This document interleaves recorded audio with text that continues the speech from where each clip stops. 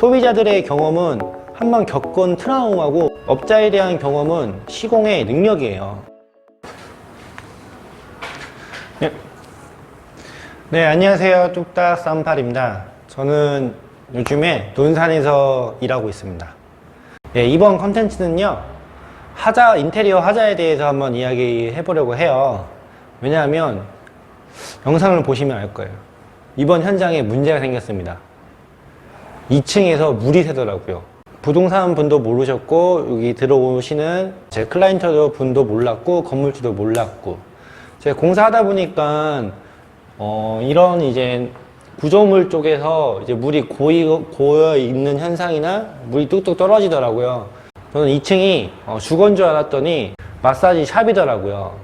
그래서 저는 생각한 게, 물이 새는 곳에 위쪽에 뭐 화장실이나 샤워실이 있겠구나. 베란다 뭐 바깥에 물 많이 쓰는 다용도실이나 그 사장님이 내려오더니 여기가 원래 샤워실이래요. 근데 샤워실인데 자기는 몰탈도 하고 타일도 깔았는데 물이 왜 새지? 이건 셀 일이 없는다고 말씀을 하시는데 제 생각에는 이 샤워 부스 쪽에 이제 방수를 제대로 안 한 거예요. 방수를 안 하다 보니까 바닥에서 물을 계속 쓰는데 물이 시멘트 쪽에서 이제 스며들고 그 시멘트에서 스며든 물이 어느 한쪽으로 쏠리고 해서 그쪽으로 새어 나오던가 이런 현상이 생긴 거예요. 그 2층 샵 사장님하고 이야기를 해보니까 제가 혹시 죄송한데 인테리어 업자한테 연락을 해보셨냐 이렇게 이야기하고 해보니까 인테리어 업자를 불러서 인테리어 업을 맡긴 게 아니라 자기가 하나하나 불렀나 봐요. 설비 부르고 타일 하시는 분 부르고 그렇게 해서 인테리어를 했다고 하더라고요. 그 당시에는 내 생각하고 내가 생각하는 공정들만 하면 공간이 꾸며지니까 그렇게 해서 돈을 많이 세이브를 하셨겠죠. 하지만 이런 현상 지금 터졌습니다. 그러면 돈이 고치고 다시 설치를 하고 타일을 깔고 돈이 배가 듭니다. 1층 같은 경우는 내가 아는 지식선에서 기술자분을 섭외해서 진행해도 그렇게 피해가 없어요. 왜냐하면 지하가 없는 이상 1층은 피해가 나더라도 내 공간 안에서 해결하면 돼요. 하지만 2층, 3층 올라갈수록 인테리어는 정확하게 해야 됩니다. 아니면 옆에 상가 피해주고 밑에 상가 피해주고 밑에 상가한테 피해주고 여러 현장에 여러 공간에 피해를 주기 때문에 신중히 잘 하셔야 돼요. 그리고 또 한 가지 말씀드리면 1층의 견적 비용하고 층수가 올라갈수록 견적 비용은 전 다르다고 생각을 합니다. 같은 현장에 같이 들어가더라도 1층하고 2층하고 3층하고 4층하고 5층하고는 다 다릅니다. 진행하는 난이도가 다르고 더 신경 써야 될 부분도 있고 이걸 알아주셨으면 좋겠고요. 그리고 제가 또 말씀드리고 싶은 거는 없는 공간에 화장실을 만들든 샤워장을 만들든 어떤 시설이 들어가면 더 신중히 공사를 꼼꼼하게 해야 됩니다. 안다고 하셔도 이거를 업자한테 맡기는 게 낫지 내가 한번 해보자고 기술자 섭외를 하잖아요. 그 기술자 분들이 하나씩 미래에 대한 그 리스크를 생각을 해줄까요? 안 해줘요.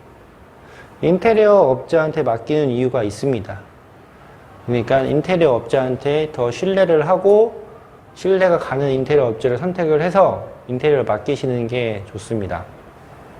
또 이런 경우가 있어요. 얼마 전에 제가 천장에 이제 기존 텍스 된 적이 이제 있어가지고 그 위에 석고를 덧방 시공을 하고 이제 그렇게 천장을 마감을 했는데 나중에 이제 창가 쪽에 블라인드 달려고 오시는 분이 천장 왜 이렇게 약하지 물렁물렁하지 라는 이제 걸 소비자한테 말했나 봐요.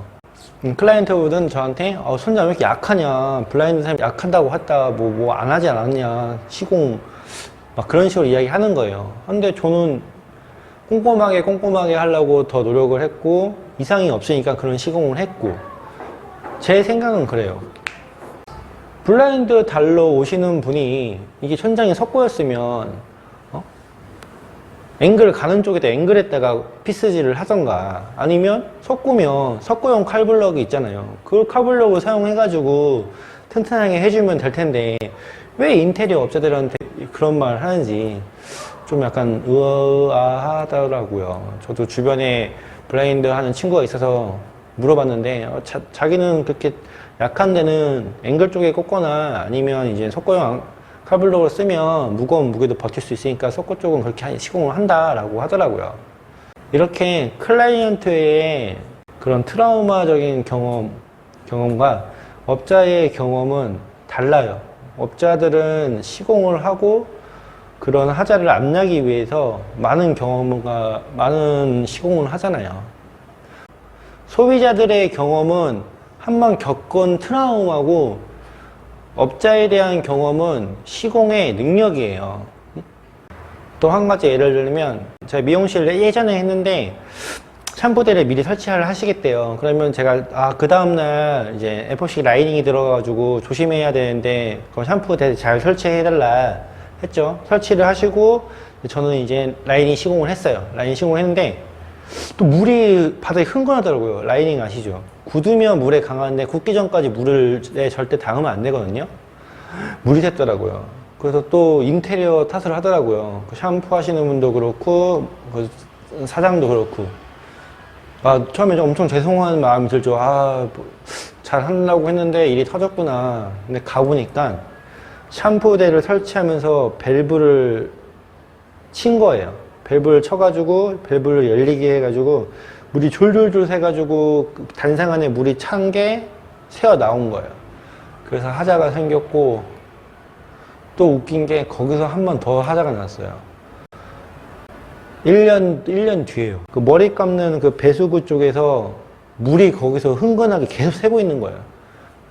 물이 샌다고 해서 연락을 받아서 갔는데 또 죄송한 마음이 갔죠. 터졌구나. 갔는데 또 까보니까 제 잘못이 아니라 그런 설치 기사님의 또 실수로 바닥에 하자가 나는 거예요. 그걸 또 제가 뭐 누구한테 변상을 하겠어요. 또 다 같이 힘든데 제가 뭐 타일로 바닥 하자 난 부분 타일로 다 시공을 해드렸죠. 그래도 인테리어 쪽에 인테리어 업자한테 다 탓을 하죠. 저의 그냥 인테리어 하자에 대한 이야기였고요. 물론 제 실수로 제가 놓친 부분에서 하자 나거나 사고 나는 부분도 분명히 생길 수도 있고 그걸 줄이기 위해서 꼼꼼하게 하려고 하고 그렇게 하고 있습니다.